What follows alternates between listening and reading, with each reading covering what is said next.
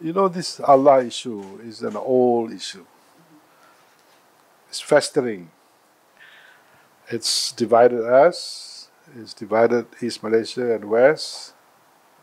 It's divided Muslims and non-Muslims.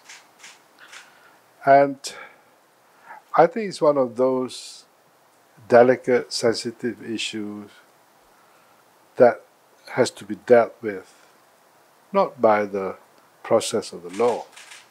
The law can only decide for one side. One side has to win, one side has to lose. In this particular case, both sides must feel that they've won. Both sides must feel comfortable with the outcome of the dispute. And that can only happen if political leaders and religious leaders sit down and discuss. Because it is something that, this is what our country is all about. We built this country on the basis of consensus, on the basis of leaders coming together to sort out problems. Otherwise, we wouldn't have got independence. Otherwise, Tunku Abdul Rahman would not have been able to declare independence in 1957. Because Tunku's policy is give and take, we compromise, we discuss. And the same way with Tun Razak did, when Tun Razak had this problem of this emergency, he did not use the emergency to entrench himself, to make him more powerful. He did not take the political stance that is combative. He brought everybody to his side. He brought the opposition to his side. Everybody almost in agreement with all the initiatives taken after May 69. That's our tradition. That's our history. Now I bring this point because we have seemed like forgotten how to deal with problems now. I don't want this problem of Allah issue to pass to the court because I think it's not fair. It's not fair because on the one side, the court can either say, yes, the Christians have a constitutional right to practice religion in the way they want to practice.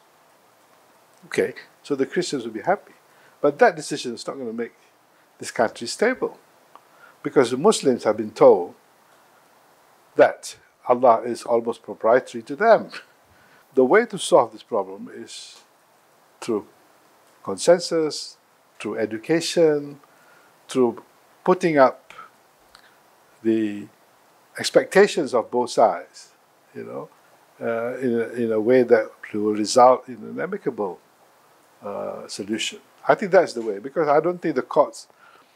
This case will be like Indira Gandhi, and our political leaders did not show courage, the moral courage, the right to sit down. It's so easy for political leaders to latch on a sensitive issue, an emotional issue, a religious issue, and they hope to win elections in that way.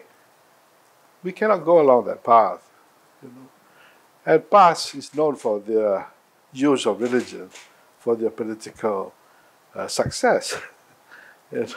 So we should not follow that. We should sit down, because I don't see there's any problem with goodwill. If you have goodwill, if you have sincerity, I don't see there's any problem, ethnic problem, religious problem, that we cannot solve. If we just don't use that method anymore, we have abandoned that approach.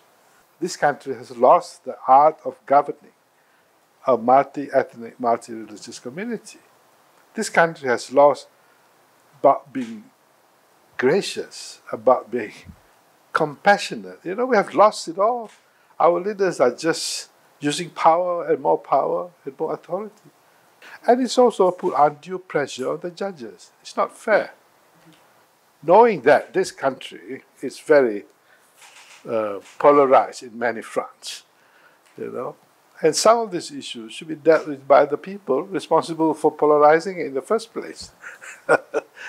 As I said, let them take responsibility. Why do you let the judges be burdened by this delicate issue? Because already, recently, you have judges being attacked by leaders of this country, political leaders in this country.